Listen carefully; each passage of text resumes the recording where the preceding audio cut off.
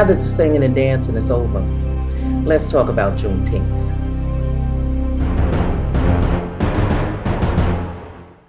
I love the idea of family and friends getting together and celebrating. But exactly what are we celebrating? Being lied to and told that we are free? We ain't no more free than they were, but at least they knew the truth about it. And the reason we don't is because we keep walking and talking in the narrative given by the same system that holds us in bondage today. They would have you think that a white man came as savior and set the captives free. He didn't come to liberate slaves. He came to enforce the obedience of a state in full rebellion with armed troops ready to fight if necessary. They were being relieved of their property and the ability to sustain and keep it. And that property was slaves. You can focus on singing and dancing all you want to and tell what a glorious time it was being told that they were free, because that's the part that they want you to know. But the reality is what I choose to focus on, because there lies the truth. And it isn't a happy ending. Because when the singing and dancing was over, the reality set in that you were free to go, but go where? You were no longer under the power and control of the master, but underneath his roof. And the possibility of you remaining there without the free labor he was accustomed to was 0 to none. And the scraps you were fed, you can forget that. If scraps is all you got while working morning, noon, and night, what you think you're getting and not a single task is being performed? You can't read, you can't write. So if brutalized and beaten, who you gonna tell? Because the troops ain't staying there forever. Some of our people who were swift in thinking got the hell out the state, just as soon as they heard the message proclaiming them free. They knew for a fact, ain't no way in the hell that white man gonna let them live in peace among them, in peace and equality, no matter what the law said. Others got turned back into slavery, believing they could earn enough to uproot themselves and their families after saving enough money. But they found themselves perpetually in debt because the same piece of shit shack they had been given to live in now had to be paid for in the form of rent, along with anything else that was needed. So they never got out from underneath slavery. The same is true of the descendants here in America, who are habitually in debt, unable to get out, yet remain on whatever plantation they happen to be working in, corporate or otherwise. They keep dreaming of better horizons for themselves and family, just like those slaves. Few indeed ever achieve it. Not because they didn't put in time and effort, but because from its very beginning, the system was constructed to inhibit and prevent our moving forward. The slave catchers are still out in the streets, catching and capturing, just as they did back then.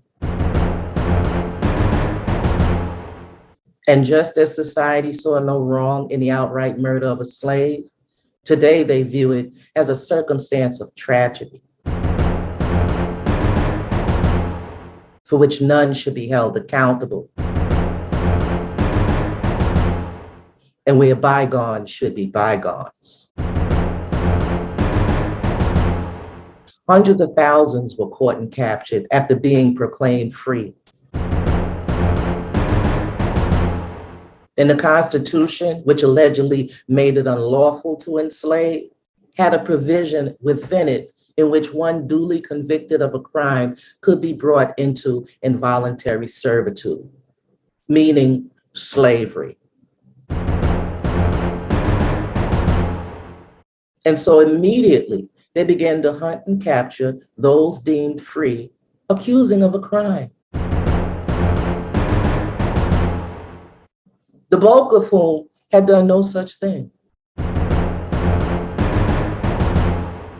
But they were brought back into servitude nonetheless. We all love a good time with family and friends, and any old reason is sufficient enough to get us together and barbecue. But when it comes to our history, and we don't control the narrative of what occurred, how, and why, we will be singing and dancing fools, celebrating what we don't understand, and passing that ignorance on to our children, who will take pride in the fact that they were cheated out of reparations owed and due. Because when you celebrate Juneteenth as a day your ancestors were told 2 years late that they are now free, you're dismissing the reparations that went along with that freedom. Because the deal was, in fighting in this war, freedom, along with 40 acres and a mule, was to be given. So they came and told you that you were free, but ain't said yet when they're gonna pay up on the reparations owed and due. And you join right in and celebrate because a white savior was depicted as telling you. If he came there solely for that purpose, how come he didn't tell about the 40 acres and a mule that went along with that freedom? How do you tell entire families you're free to go without advising them 40 acres and a mule will be given along with it? He didn't come to free the slaves. And neither did Lincoln's proclamation. It had nothing to do with seeing the light and seeing the wrongs of slavery.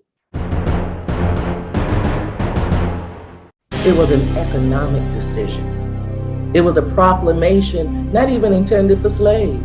It was made to the slaveholder as an announcement, we coming to get your shit. Because those southern states were in rebellion to the north. They tried to succeed, which means is to leave off from them and go off and do their own thing. And due to the wealth being produced by the slaves, they felt that they could do so on their own.